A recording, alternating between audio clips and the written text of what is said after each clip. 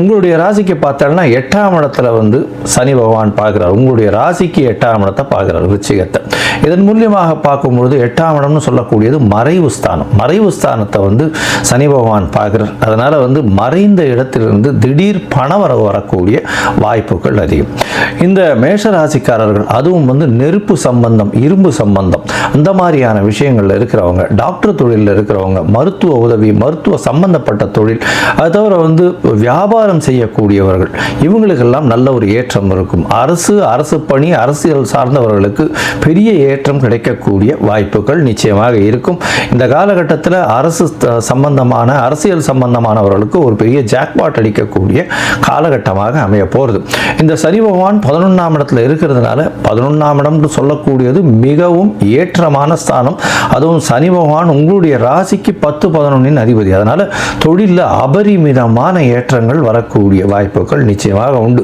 சொந்த தொழில் செய்பவர்களுக்கெல்லாம் பெரிய ஏற்றம் இருக்கும். அது தவிர வந்து அதாவது வேறு இடத்துல வேலை செய்கிறவங்களுக்கு பார்த்தீங்கன்னா உங்களுக்கு கீழ்ப்படிந்து நடக்கக்கூடியவர்கள் நல்ல ஒரு ஏற்றமான விஷயத்தை கண்டிப்பாக கொடுப்பாங்க.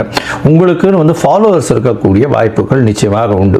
அது தவிர நீங்கள் சொல்லக்கூடியதை நிச்சயமாக ஏற்றுக்கொண்டு வரக்கூடிய வாய்ப்புகள் உண்டு. கீழ்த்தட்டு மக்கள் மூலியமாக அபரிமிதமான ஏற்றத்தை பெறக்கூடிய வாய்ப்புகள் நிச்சயமாக உங்களுக்கு உண்டு.